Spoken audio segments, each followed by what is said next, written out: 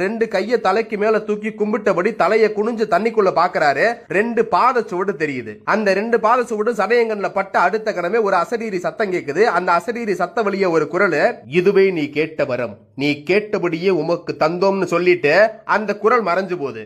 அந்த குரல் மறைஞ்ச உடனே சடையன் தான் இடுப்புல கட்டி இருக்க துண்டை கலட்டி அந்த பாத சுவடு ரெண்டு பதிஞ்சிருக்க மண்ணை எடுத்து துண்டுக்குள்ள வச்சு முடி போட்டு தலைக்கு மேல வச்சு ஊர பக்கம் நடைய கட்டுறாரு. காடு கலனி தாண்டி நாணல் ஓடையும் நந்தவனத்தையும் தாண்டி கரட்டு மேடுன்னு ஒன்னொன்னா தாண்டி மார்நாடு எல்லைக்கு பக்கமா வர்றாரு. மார்நாடு எல்லைக்குள்ள வரும்போது சடைய வலது கால ஆலமரத்து விழுது வந்து பின்னி பிடிச்சு அவனை நகல விடாம தடுத்து நிறுத்துது. காலை பின்னி தடுத்து நிறுத்தின விழுத பார்த்துட்டு தலையை தூக்கி மார்நாடு எல்லைக்குள்ள இவனை வழிமறைச்சு நிக்கிறது யாருன்னா, மலையாள தேசம் விட்டு வைகை ஆத்து தரம் முடிச்சு மார்நாடு வந்து சேர்ந்து கோவில் வாங்கி நிக்கிறவன், நீதிக்கு தலைவனவன், 18ஆம் படி காவலுக்கு வாக்கு தந்து வந்தவன், வையத்தில் பெரியவன் மார்நாடு கருப்பன் தான் இந்த சடையனை வழிமறிச்சு நிக்கிறது. அடே ஐயா, மறைச்சு நிக்கிற உன் அடையாளம் தெரியும், உன் வேகமும் எனக்கு நல்லா தெரியும். நீ என்ன மறைச்சு நிக்கிற அளவுக்கு நான் எந்த தப்பும் பண்ணல. உன் வேகத்தை காட்ட ஏத்த ஆளு நானும் இல்ல. வழியை விட்டு ஒதுங்கி நில்லு, இல்ல மறைச்சு நிக்கிற காரணத்தை சொல்லு. மாயை மகம் அங்க வந்து நிக்கிறா. என்னடா பெரியவனே, உனக்கு இருக்க அதிகாரம் பத்தலையா? பிடிமண்ணுக்குள்ள இருக்கவனைய கூட்டு சேர்க்க பாக்குறியா? ஏன் எல்லைக்குள்ள ஏன் கூட அவன் இருந்தா எனக்கு பலம் தானே.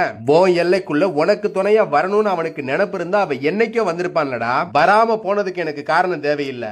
என் எல்லைக்குள்ள வந்ததுக்கு அப்புறம் அவன் ஏன் கூட தான் இருக்கணும். வேணாண்டா பெரியவனே, விதண்டாவாதம் பேசாத.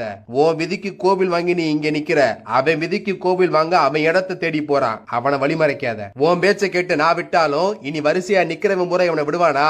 நீ வழி விட்டா போதுண்டா, அத்தனை பேர் வழி விடுவான். நான் வழி விட்டாம எனக்கு வரவா கிடைச்ச பொருளை கொண்டு போக வழி கொடுத்து என் வழி நெடுக துணைக்கு வாடா சாமி. இப்ப என்னடா சொல்ற பெரியவனே, நீ கேட்டபடி உன்னை சரண அடைஞ்சு உன்கிட்ட உதவி கேட்க சடையன் தயாரா இருக்கான். நீ உதவி பண்ண போறியா இல்ல முடியாதுன்னு மறுக்க போறியா? அவன் கேட்ட வார்த்தைப்படி வாக்கு கொடுத்து காவலுக்கு போக தயாரா இருக்கேன். ஆனா அவனுக்கு காவலுக்கு இல்ல. அவன் என்ன கேட்டா நீ என்ன சொல்ற? அவன் கேட்ட வார்த்தை அவனுக்கு வரமா வந்த பொருளுக்கு காவல் வரணும்னு தான் கேட்டானே தவிர அவனுக்கு காவல் வரணும்னு கேட்கல. அப்ப யாரு வழிமறைச்சா? என்ன மீறி பிடிமண்ணுக்கு எதுவும் ஆகாது. அப்ப அவனுக்கு ஏதாவது ஆனா அத பத்தி எனக்கு கவலை கிடையாது. அப்ப அவன் தலையில சமந்து வர்ற பிடிமண்ண நீ காத்துக்க, அவன் தலைமாட நான் காத்துக்கிறேன்னு மாயை மகம் நாணல் பெரம்பொடிச்சு சடையங்கையில கொடுத்து, சடையனுக்கு வழித்துணையா நாணல் பிரம்பு வடிவல மாயை மகம் கூட வர்றா. பிடிமண்ணுக்கு காவலா கருப்பை முன்ன போக சடைய அவனை தொடர்ந்து கூட போறான். நடந்து போற வழிகள்ல பிடிமண்ண கருப்பன் காக்க, சடையனை பெரம்பு காக்க, தடைகளை தாண்டி தாண்டி சடையனோட ஊர் எல்லைக்கு வந்து சேர்றான். கருப்பன் காவல் வாக்கு சொன்னபடி ஊர் எல்லை வந்து சேர்ந்த பின்ன பிடிமண்ண சடையன் கிட்ட ஒப்படைச்சு